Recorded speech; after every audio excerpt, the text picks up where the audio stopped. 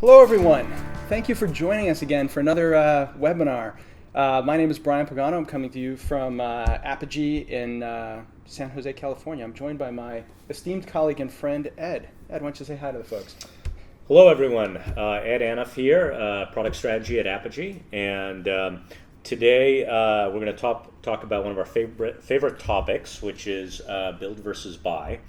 How do you actually go and implement API management in your organization? Do you sit down and start to build something yourself, or should you look at something off the shelf?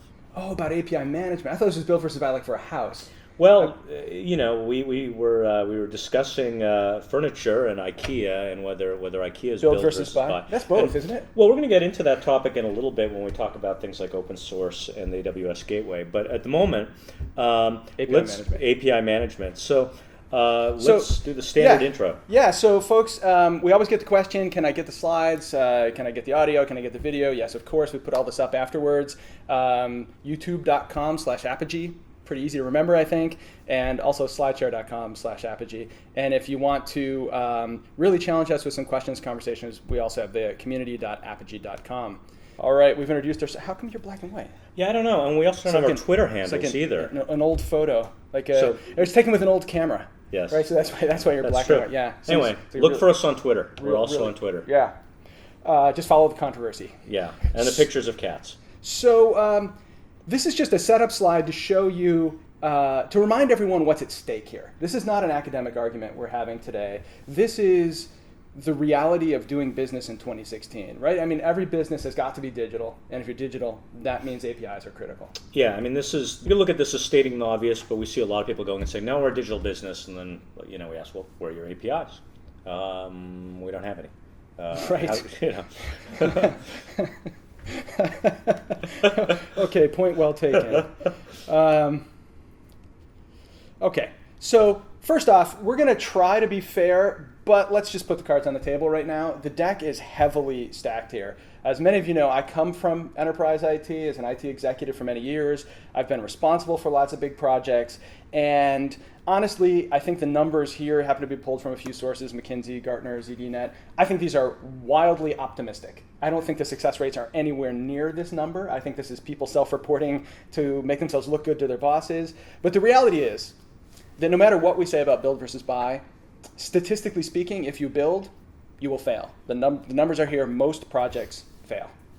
Yeah. Now, in all fairness, also to give the counterpoint, going with a vendor does not necessarily guarantee success, but at least it compartmentalizes it, and you've got more people working on solving the problem. That's right. That's a good point.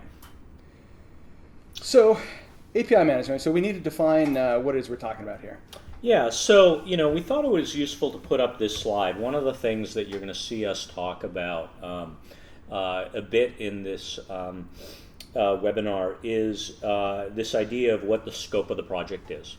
And one of the things that we see is that a lot of people kind of intentionally or unintentionally often approach their API management project with a very limited view of the scope of what goes into it. They think, well, it's really just a traffic management gateway, or just a way of adding OAuth, or maybe it's just a developer portal.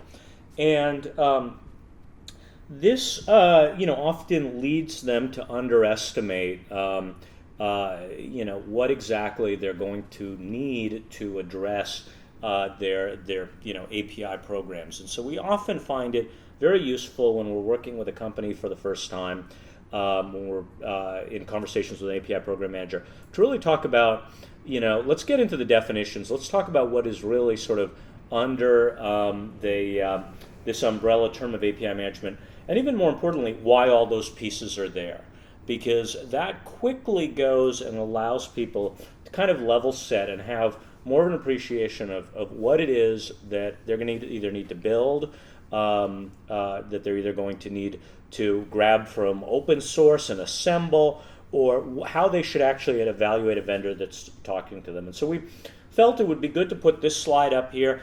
In all fair disclosure, this is out of Apigee's standard product deck. We think there's a lot of unique capabilities in here that Apigee excels at.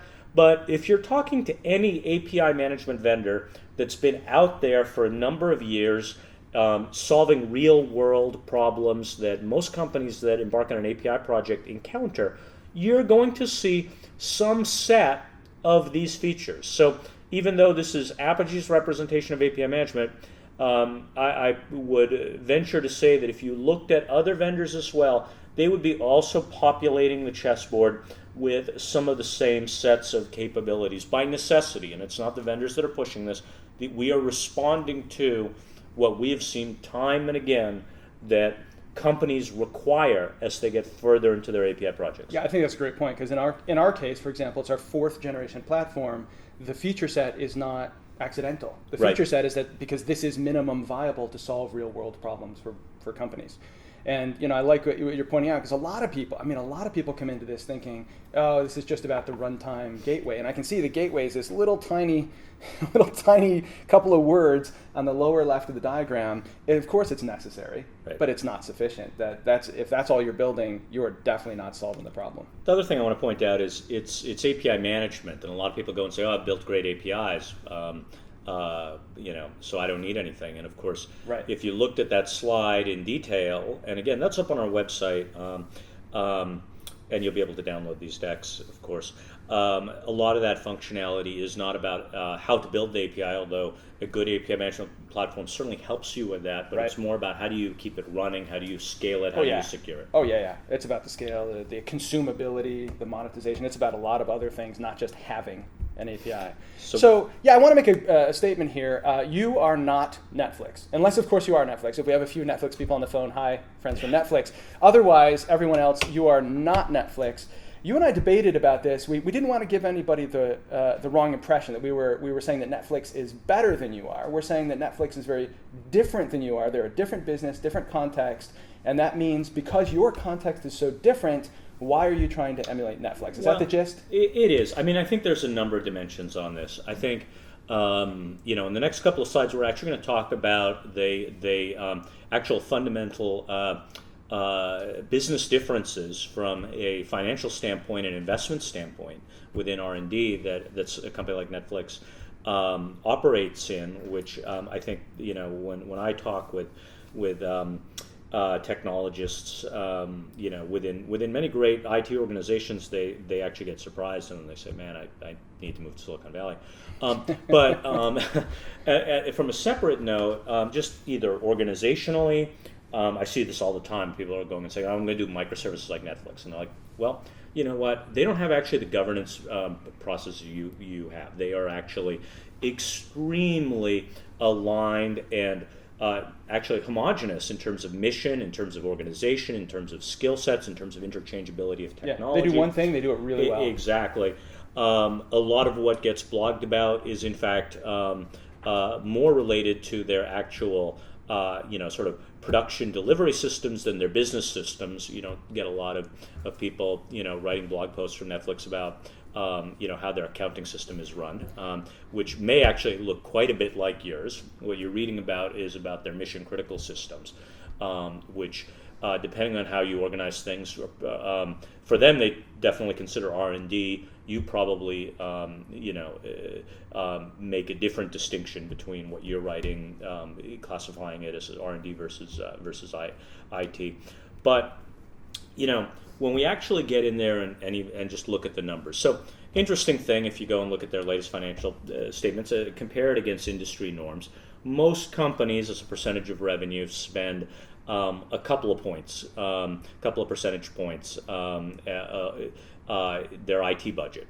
That's a representation of the revenue. Right. Whereas Netflix, 10% of percentage of revenue, 10% is their R&D budget. So they're just going in from a much better funded perspective in terms of their investment. Now, this is a great argument to be made for you to go to your boss and your boss's boss, or you sit down in front of the CEO and say you're not spending enough money on IT. This is a very real issue. This has been actually studied, and the next slide actually has some hard data from Gartner, because in fact this is not a comparison of Netflix versus everyone else. A lot of people, that statement I made, in fact, across the board, tech companies, their IT investments range up to 14% as a percentage of revenue. So, in fact, Netflix is a little lower than many companies in the tech sector. But when you compare that to, for example,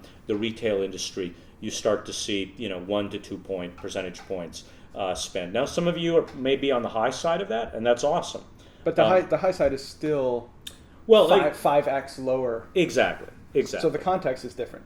Yes. And any reasonably sized enterprise probably has, as you said, much more intricate governance, maybe regulatory requirements, maybe a bunch of things that are not in Netflix context. And maybe your company has had a lot of mergers and acquisitions. Maybe you're not so monoculture or Exactly. singularly focused on something. So I think what we're trying to say here is just because you read an article about something that Netflix is doing, and Netflix is doing a lot of great things, your situation may be so materially different than Netflix to question why would you want to do the same things. Yeah, and that's exactly correct. So we put this up there. It's not to. Again, this is not to make any negative statement about Netflix nor about your organization. You operate in a different business than they do. And we are very big fans of a lot of things that Netflix does from within their architecture. But what we've seen has been that there's really almost a cargo cultism approach where people are simply trying to grab these technologies and somehow redeploy them in their context. If you do that, you have to expect that at best you are in an experimental stage. You are in uncharted territory. The processes and the technologies that Netflix has pioneered have yet to be, from a long-term, multi-year standpoint, proven to be successful as best practices for general horizontal IT within a Fortune 500 Global 2000 company. We may get there. We are getting there. Some of those, containerization and so on, are now moving into best practice. But many other aspects of this are as yet unproven. And the things that we do know in terms of particularly the monoculture and the homogeneous architecture are going to be very difficult for any IT organization with long operating history and an extremely heterogeneous architecture to get to in a meaningful way. Absolutely. And speaking from personal experience, I think you're dead on. I can't tell you how much I love the fact that you made a cargo cult reference. I think that's the first broadcast I've ever been on where somebody's mentioned cargo cults. And it's very apt. I mean, it was a good reference. So I think the next thing we want to get out of the way before we really dig into the dimensions of building and buying, I know a lot of people are saying, well, but there's something in between, right? There's something in between building and buying. What if I just find some great open source tools and use those? So this is the one where, this is why we opened up with scope. What I would really suggest would be that, when you are taking a look at any of the open source alternatives, there's a couple of things that you're going to end up having to think about. First, you are going to end up investing headcount in maintaining, extending, building out everything that open source project does. That is going to be, it will be somewhat less than starting from scratch, but not actually significantly less. This may change. We will undoubtedly do this webinar on a yearly basis, because it's a great topic. And the state of open source, particularly within API management, will undoubtedly improve. I am a big fan of open source. There are plenty of technologies that I would never buy a commercial alternative to what's available in open source. Those happen when the product category reaches a level of maturity that allows open source to go and address those in open source is very great at sort of emulating and refining a lot of these concepts. API management has been a rapidly evolving category. When you read the analyst reports, when you look, more importantly, when you actually do like we have done, where we talk with hundreds of customers and look at how their API programs have evolved, the nature of the APIs, the scale of the APIs, the critical business metrics, that they're trying to drive with those APIs. Every, for you've been doing this for 6-7 years. I've been here for 5 years, and actually I was just thinking about this the other day. I've been involved in internet web scale API programs actually all the way back to 1996.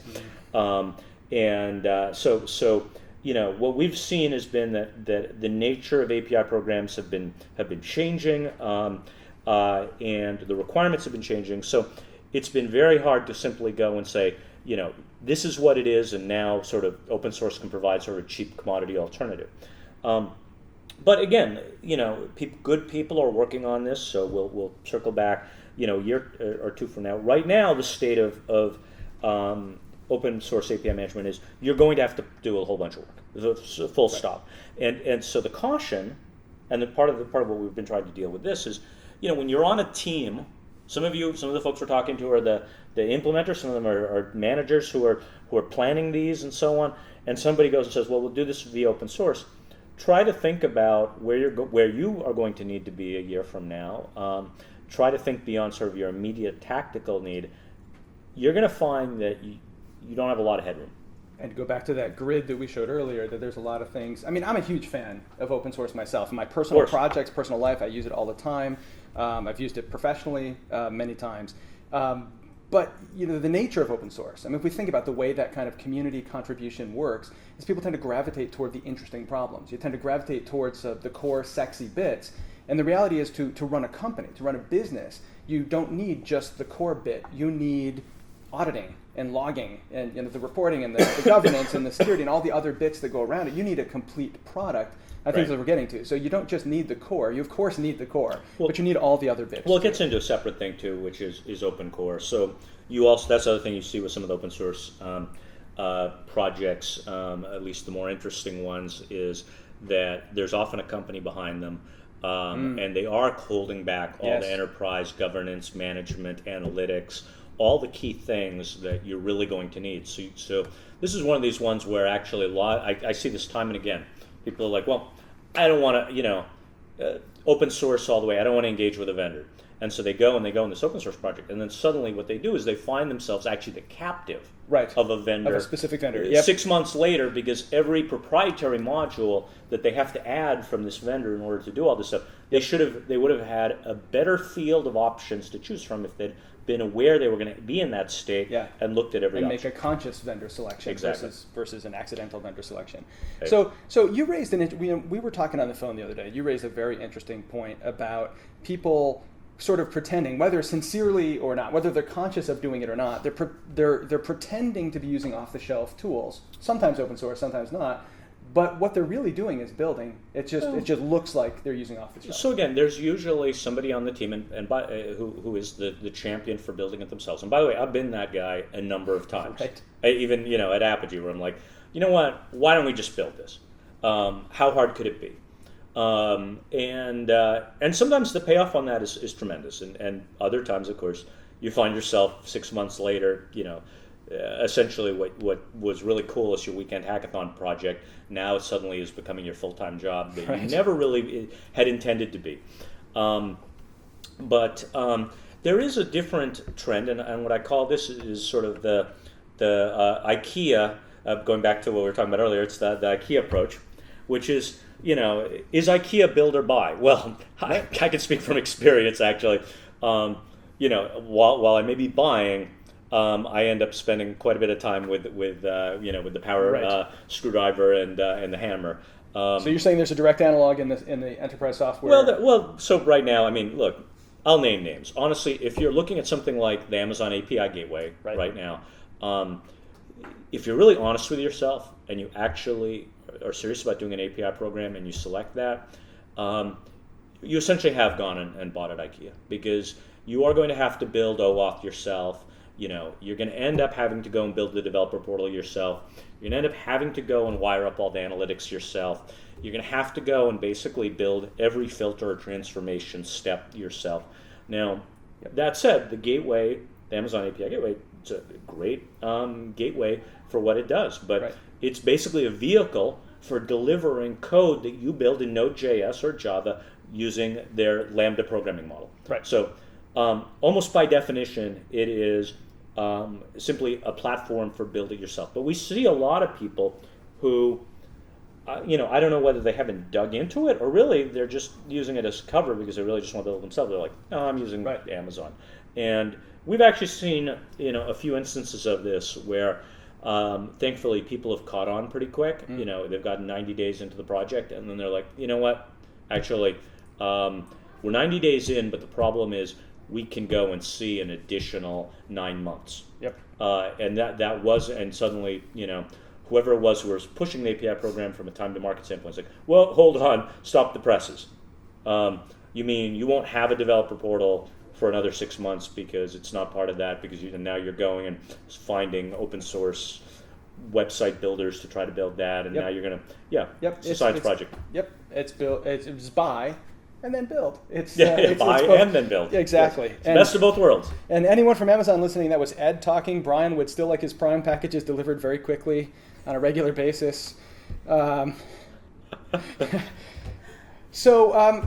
now that we've gotten those big concepts out of the way, that I know we're going to be, conceptually in everybody's mind. Now we've got clear heads. We're sitting on top of a Himalayan mountain. We've got clear heads. We can say, okay, so let's look at, you and I both talk to a lot of customers and companies out in the world, and we face this kind of conversation pretty surprisingly frequently about, we might build this. Sure. And so let's look at the reasons why people tell us that they want to build as we dig into it. And we'll try to ping pong this. We'll also talk about why we sometimes say, sometimes that's a right thinking, and sometimes maybe you want to think about this a little bit differently. Yep. So I thought we'd get the easiest one out of the way first, which was, if we'll build this, we'll get to market faster. This does not seem terribly logical to me. The comparison between a project that we're about to start versus a product that's finished and can be provisioned tonight, how could that ever be faster? Well, so let me represent kind of the perspective of usually why this feels. And in this case, you're going to be Bones because Spock says it's illogical. So you're contradicting Spock, so you're Bones here. Yes, right. Exactly. You pointy-eared, whatever. So a lot of folks, and I hear this all the time. And in fact, I've even experienced this. You look at it and you're like, well, if I'm going to go and do if I'm going to go and work with a vendor, we have an onerous procurement process. We're going to end up having to put it out for bid. We're going to have to put out RFPs. We're going to have to spend all the time dealing with those odious software salespeople. All of this stuff. I get that. And so you're like, well, it would just be so much easier for me to not have to deal with that, not talk to anybody. I could just bang out a prototype of this over the weekend, and then my boss is going to be so excited that he's going to assign me a team of folks, and we're going to deliver this in no more than 30 days. And I know the way our company works, and they're not going to get something through procurement in less than 90 days, and budgets are tight, and blah blah blah. And so it's like, okay, from a time to market standpoint, please just let me go heads down and get this thing done. Let's not blow this out of the water. I understand what you're saying, Dr. McCoy, but I question your human emotion here. Being an IT executive and having built 90 days, I can barely get the project charter and the funding done in 90 days. There's no project that's going to be complete in 90 days. We're talking about much bigger scopes than that. So again, we have to go apples to apples here and say, yes, it's true that at the initiation, you and your team can start building a prototype much faster than you could get a vendor deal and a vendor through procurement, no doubt about it. But let's be realistic about how fast you normally turn around an enterprise IT project, like production grade enterprise IT project, because that average is about 18 months. Yeah. That's a very different kind of scale. Yeah, and I think there's a lot of false economies on this. There's the fact that you think you're getting it to market sooner, but as somebody who's launched a number of products over the years, what I've often found has been that little last-minute requirement that got added when you went to launch. For example, you're going to launch your APIs, and suddenly somebody Actually, this happened to me for an API program that I launched back in 2010. Suddenly, there was a requirement for the developer portal that developers should be able to go and see their own analytics of what they consume. It made perfect sense. But hey, this was one of those. Well, we're going to do agile, and iterative, development, and so okay, well, it's not there. Right. So I'm like, well, what do you mean it's not there? We're not going to launch with it.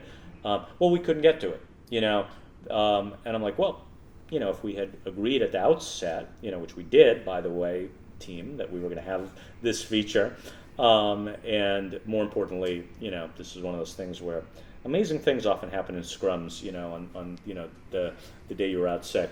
Right. It's like, well, suddenly, your whole program is in jeopardy. I think you're demonstrating the lasting psychological dangers of doing this also, right? It takes a long time to get over these projects gone wrong. So another dimension, when we're talking to people, like, why are you thinking about building this? This is a problem that we feel is well and truly solved. Right. There are good products on the market. Why are you thinking about building this? And sometimes they come back with cost. Well, we just figure that we can build this cheaper. Right. Yeah. So that also tends to go to scope. And by the way, we're going to talk about scope in a little bit, but there's several dimensions to scope. There's the scope of functionality. There's also the sort of temporal scope. How long is this project going to be? Not just maintained, but also its usage will grow over time. And so oftentimes when we think of cost, we tend to go and say, okay, here's what here's the cost of going and delivering that initial prototype. Right, the cost to day zero. Cost to day zero, exactly.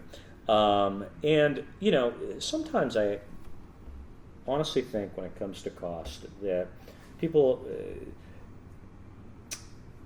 intentionally play a little bit of a shell game, which is that they go in and they represent simply what's the prototype cost, that day zero cost, with the idea that sort of, well, once we launch, everyone's on the hook. So then, and some organizations do work this way.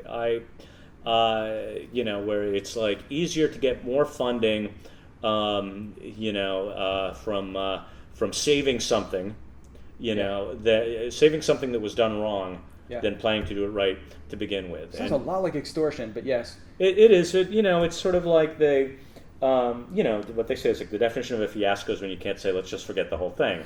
So, let's create the fiasco. Right. All right. And so I think, we're about to really dig into scope, but I think cost and scope, like you said, they're intertwined. There's no way to get those things apart. When we say, well, we could build it cheaper, we'll build what? The portal for the developers, or the whole grid that we talked about earlier that actually solves this problem that you need to be in production? Right. When you're talking to me about costs, are you talking about the cost to day zero, the prototype, to day one, your first day in production? Right. Are you talking about every day after that with all the change requests and all the OAuth spec changing and all the change requests from your users and all the bugs and the maintenance? Like that's a pretty big commitment there that I see almost no one take into account when they talk to me about cost. So this is the thing where you go and see that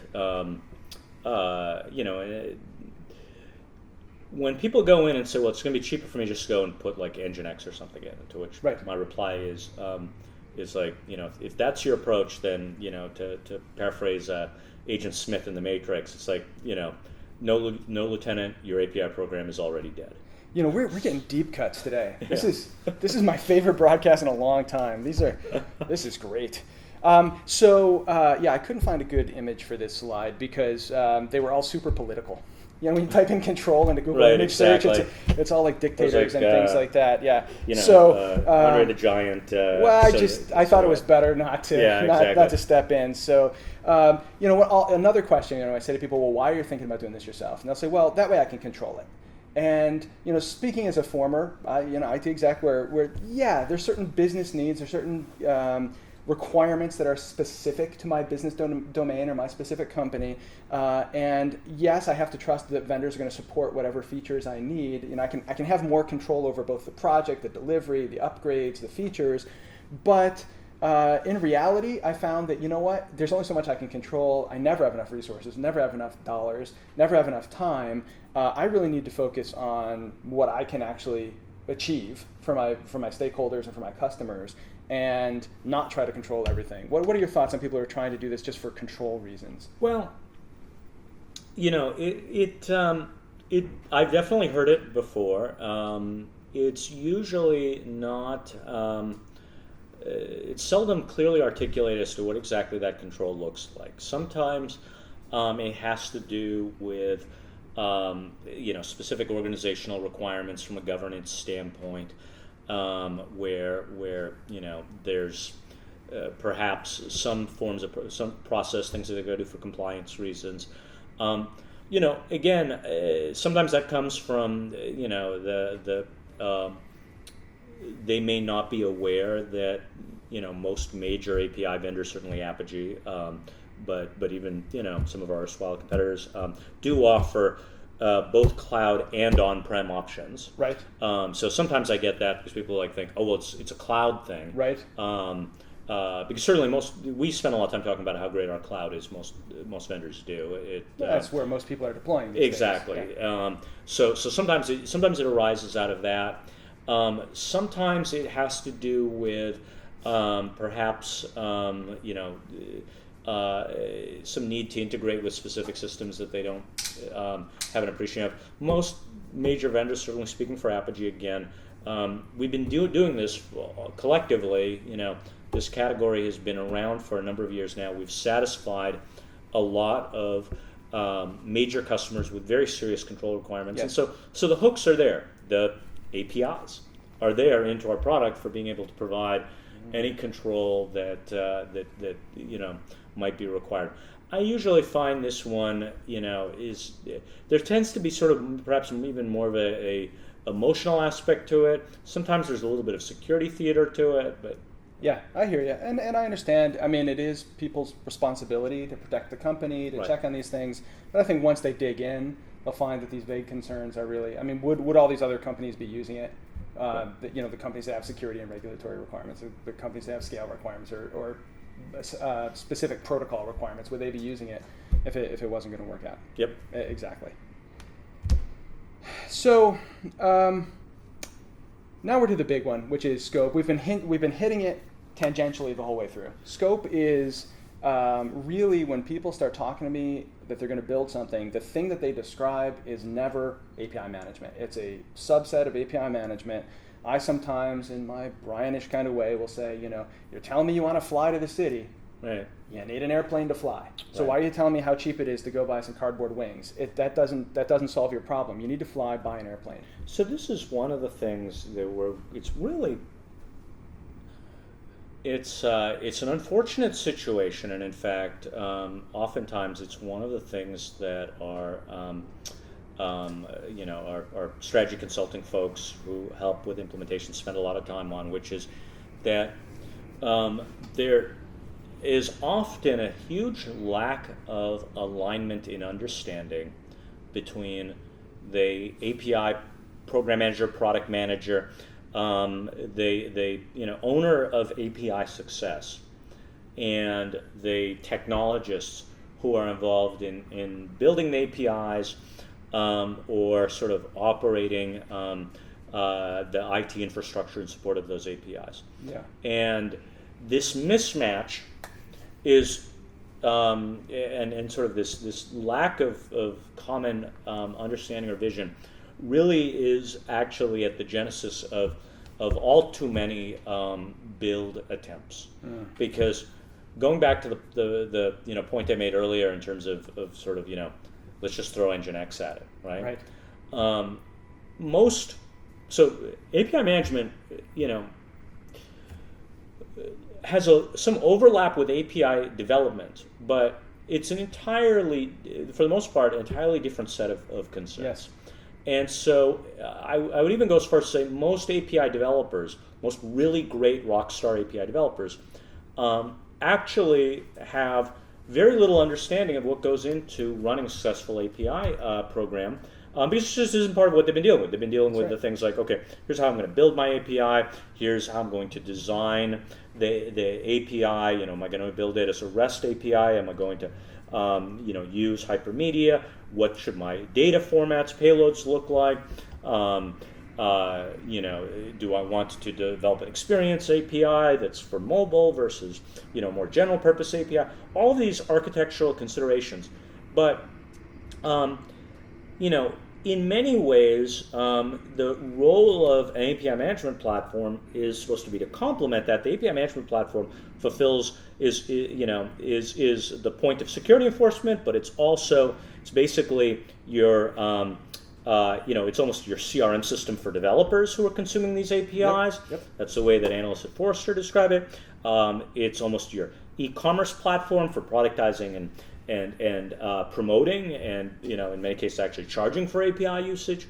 It is a mechanism for the developers who are consuming the APIs to do their own levels of customization. Yep. It is the analytics hub for APIs, a whole set of things. And typically what ends up happening is the build initiative comes from a very narrow scope of that. Yep. That is either, so this is one of these cases where, they oftentimes somebody, and more often not without consulting the rest of the stakeholders on the team, looks at all that stuff, and then they go and they say to themselves, you ain't going to need it. The Yagni principle. Yep. And they just say, I don't need it, so they're not going to need it. Is this back to that meeting you missed in 2010? Exactly, yes. Yeah. Why would somebody need a dashboard that, shows me which developer's application is making the most API calls? I never built a mobile app. I don't need it. Right. I just build APIs. Nobody's going to need it. This is just one of the things the pointy-haired boss asked for. Right. And so, ends up on the cutting room floor. Or the idea is, well, if it's really important, we'll get to it on the next iteration. Right. Right. Well, most companies are actually not funded. This is one of my other things that I actually talk quite a bit about as to why many companies get into trouble with Agile. So Agile, at least when implemented in a tech company, actually many times even tech companies have a challenge with this, which is they don't actually staff and fund their development efforts for the multiple iterations. That's right. It's like, no, hey, you shipped. Yep. So I got to peel that team off. Yep. Hey guys, it's like, hey Brian, I know you had like those 7 guys on your team, and I know you've got a roadmap, but I got this other project over here that you hit your first milestone. These other guys haven't even launched yet. Right. So I got to take all your guys and put them over there. Yeah. To get that next project off the ground. We'll get them back to you once they launch. Yeah, right. Because there'll be yet another team that needs those resources. So scope, even with the best intentions, doesn't actually happen in an iterative fashion. That's right. You never get there. That's right. And you just couple that with our innate human biases to think that what's important to us, for what's important for me to perform on my job here, is what's important to everyone.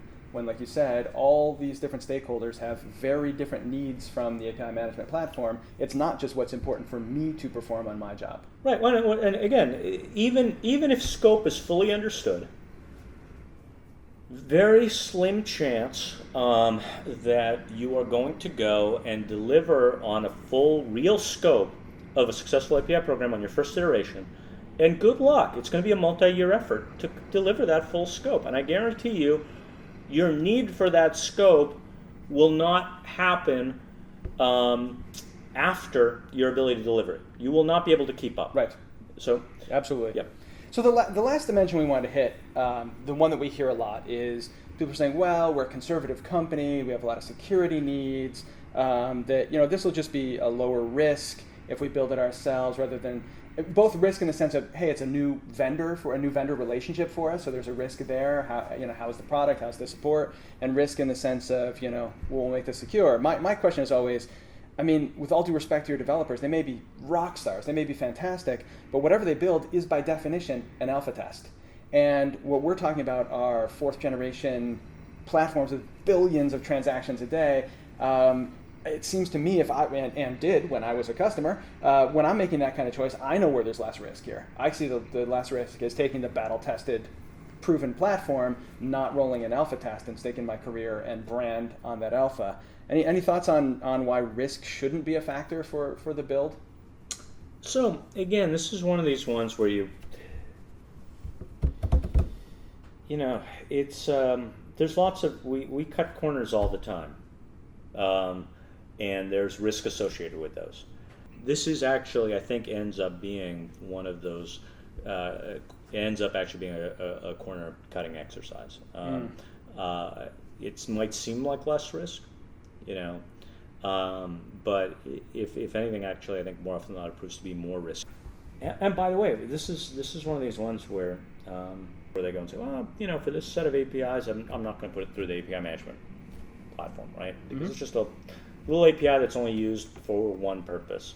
Or I needed to get that update to my mobile app out, and so I don't want to go through the overhead of whatever of putting it through the centralized API management platform. Well, guess what? So then they don't do that, and they don't get the global security policies applied, and then you actually see major break-ins, major exploits of their APIs. I have this has happened, and not just an anecdote, and that's one of those things you have to think about when you're sort of assessing total risk. Part of the benefit you get when you take a platform-oriented approach. And by the way, that's really when we talk about scope.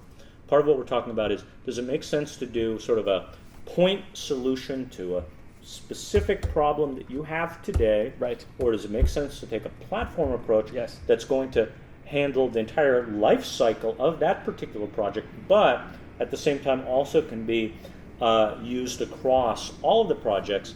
That's how you go and you make sure that you don't have that one API that was built expeditiously for this one little tactical thing.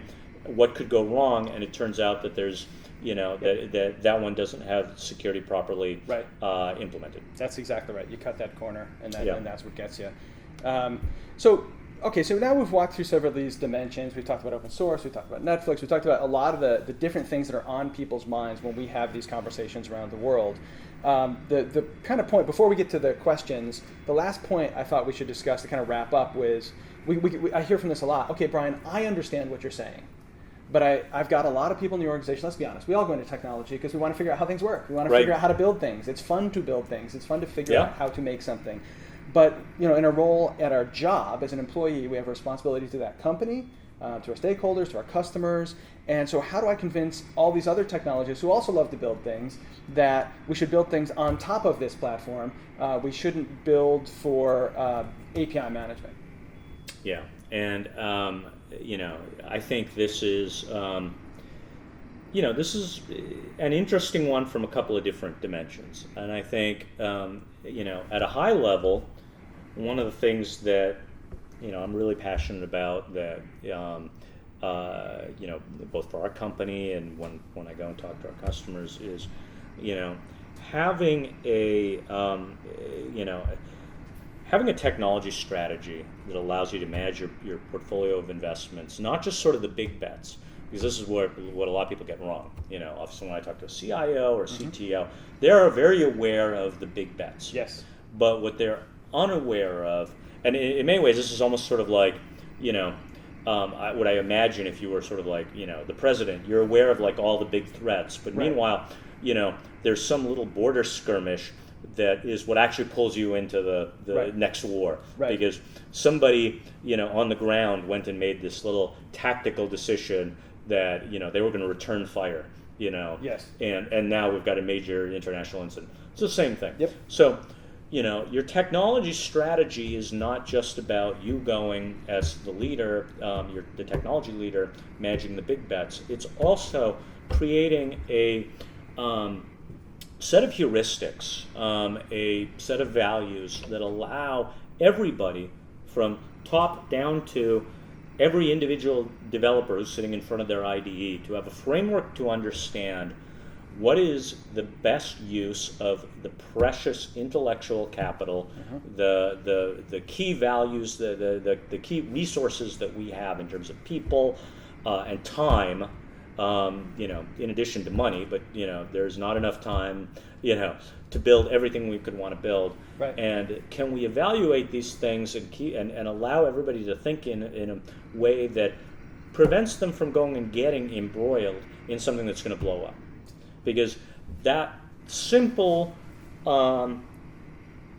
easy decision of saying, I'm just going to download this piece of open source. I'm going to go and cobble together these things. That prototype that gets you the slap on the back and the thumbs up.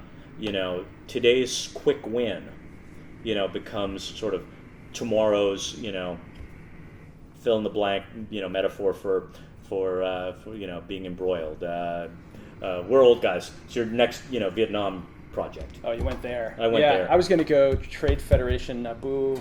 Try to There keep you go. it a little bit lighter, Yes. but we went all the way down. Yeah. All right, so yes, and I would hope that some of the points we made during the course of this webinar would also give people some ammo of how to look at it in different dimensions. Well, I think I think we, again, I wanted to sort of give sort of that high level perspective because that's really what's at stake. You have a certain amount of hours in the day. You have a certain amount of resources. Yeah. You have to make choices. When you do this, you are not going to do something else. It's an excellent point. I always ask people, why this particular thing? You're probably not building your web browsers. You're probably not building your database. I mean, you got to ask yourself, so what was special about this that I decided that this is also not my core competency. It's also well and truly solved. What's so special here that I'm going to build this? So, with that, let's get to some of the questions and comments. So there's a comment there. I'm not going to call him out as to who sent it. But his comment was, "I wish 1.5% in terms of IT budget as a percentage of revenue." So we won't name names because we don't want to. I imagine it's a lot of people out there. It's a lot of people, but we'll say, we feel your pain. Yeah. It's not only are you not at Netflix context, but not even at the industry average right now. We have another question about. I think security is one of the big things we hear when we really get down to it. We talk about all these vague or philosophical discussions and scoping discussions. Those are usually fairly easily handled, but a lot of companies say, "But I'm still just concerned if I'm going to go on public cloud or a platform that's in the cloud. Isn't this just inherently less secure than me doing it myself?" And this is a good question because a lot of API activity is also not just part of a digital transformation project, but it's also often part of a cloud transition, like lift and shift or app modernization. These are all some of the types of terms people use to describe the initiatives to us when they're doing their API projects, and security becomes one of these. There's also often some reluctance. If you built applications back in the good old days of app servers, you'd get boxes built exactly to fit and so on. And now you have to figure out, okay, what do I get when I use Heroku? Or why doesn't Amazon give me the particular instance size I want? Although now they've got an instance size for every category. It's more, I think there's a lot more of the security concern. But what I found, for instance, back when I was a customer of this kind of product, back when I was on Wall Street, was that the concerns tended to be inertial to the organization. Like the organization, the product, in this case Apigee that we were buying, actually met all the standards. It met all the security standards that we needed. It was really a question of, could I move them forward with an API program and move them to the cloud simultaneously? And I decided that was culturally too much. There wasn't anything inherent about the technology or the certifications or the deployment environment that was insecure. It was more my company's culture that I had to say, well, I really want us to be API driven. I really see that that's the only way we can have the agility we need and to meet a lot of other business requirements. Let me do that on premises first. Again, not because the technology or the deployment in the cloud is any less secure. If anything, those cloud providers know how to run a much tighter ship than any company does. Right? That's their whole business is to be secure. Yeah. From physical security to information security to the anti-phishing to all those kind of things. That's their whole business. They are inherently going to be more secure than your environment in almost every case. That is one of those things that I agree with that logically. What I would say to that is, being on the other side of that, I would tend not to. I would be one of those people who would like not take that for granted. Like I'd be like, yep, it makes sense, but I'm not going to trust you to say that. However, we are now at the point where there's enough of a track record and operating history where it's been proven true. So when somebody goes to tells me, don't worry about it, we've got it under control, that's like makes me worry about it twice as much. However, if I can look and see, well, you know what, this has been, cloud, not a new thing, been happening for. And look at all the companies that are going to the cloud right well, now. obviously, companies that wouldn't have 2 or 3 years ago. So again, you still have to do your own due diligence, but that does say something about the inherent security. Plus, again, we're not, and in this, by the way, I mean, we're not exclusively making the argument for cloud versus on-prem. We and most other, commercial API management vendors, the major ones anyway, have, I think there's some small folks that are like cloud only, but most serious enterprise grade vendors have on-prem and cloud options. Yeah, exactly. So there's questions about there are different. We talk about two-speed IT, bimodal IT, but actually within an organization, that's oversimplifying the situation. Within an organization, like forget about just IT, there's a product life cycle where you visit the back-end systems in enterprise tend to be 3 to 4 years. Front presentation tier tends to be a bit faster than that, especially nowadays. But there's also the funding mechanisms, the governance has its own cycle, the business demands have their own cycle. Your balanced portfolios, your technology strategy is often a 2 or 3 year rolling plan with execution and budget for the next 12 years. You've got a weighted portfolio of projects. I mean, it's just standard operating procedure out there. This is an interesting And everything's point. moving at a different speed. Right. So this is also an interesting thing. So, not everybody subscribes to like the 2-speed IT. Some people are like there's 3 speeds, etc. But assuming you went and looked at sort of like the Gartner model of bimodal IT, and you've got the mode 1 that's about reliability, and then the mode 2 is agility. Technically speaking, API management is a mode 1 technology because it is a platform technology that enables mode 2 development. That's right. When you do build it yourself, you are treating the API management functionality as a mode 2 development. Yes. Excellent point. Yes. So this is, it's the same things, by the way. There's like your infrastructure technology, like if you're putting in a platform as a service, so imagine you're installing Cloud Foundry.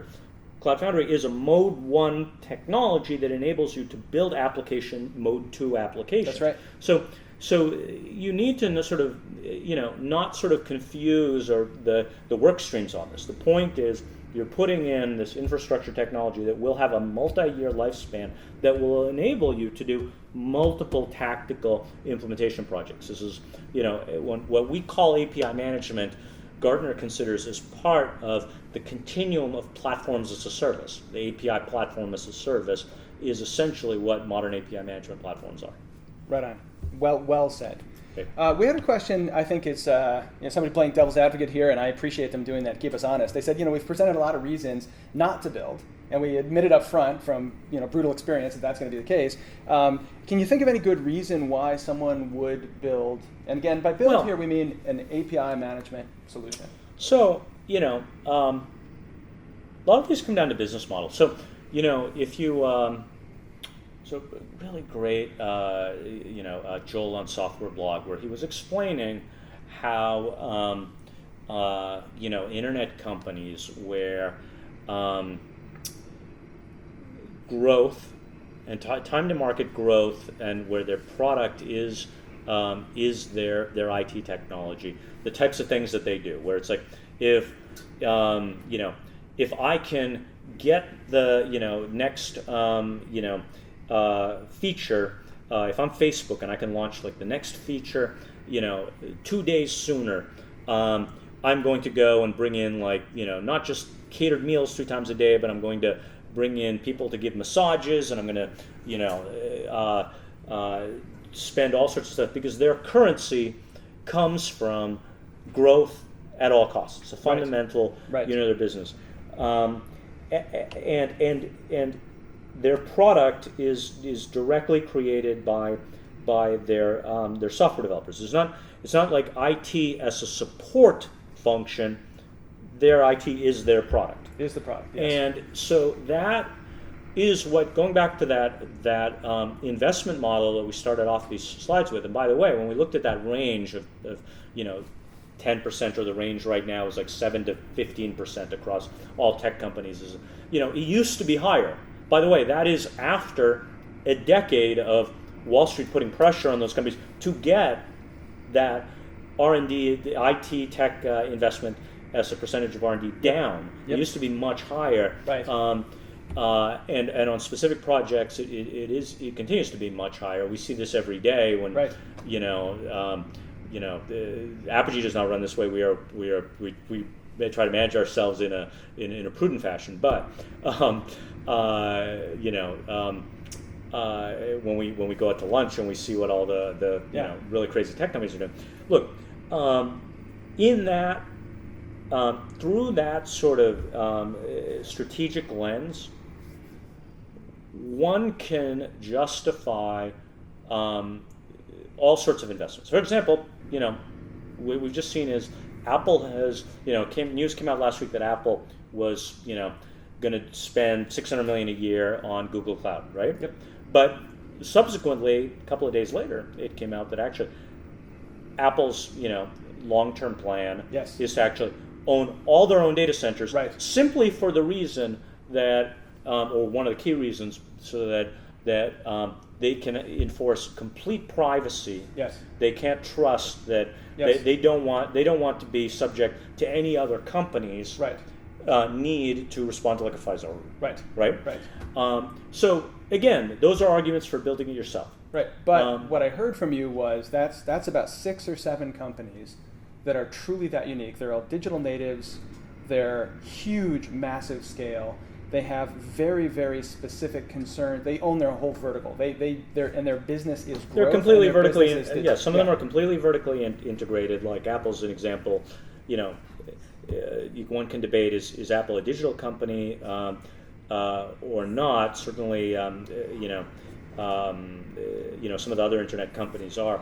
Apple still sells physical goods. It wasn't a slight to Apple. No, I'm with you. That was the one exception in my head when I was saying it. Well, no, but they are, of course, probably one of the most completely end-to-end vertically integrated companies. And that's very, very unique. Exactly. Yeah. So what I would say would be there are reasons to build it yourself in those types of scenarios, and in fact, but those are the decisions that you don't take lightly. And so what I would go and say is, well, this is really interesting. If you come to me and say that within your IT strategy, your technology strategy, and your IT investment strategy, that the most important thing for you to do is to build your own API management platform, then I would go and say, oh, well, then you are Twilio, or then you are Amazon, then you're somebody whose fundamental business is APIs. In which case, congratulations. Right.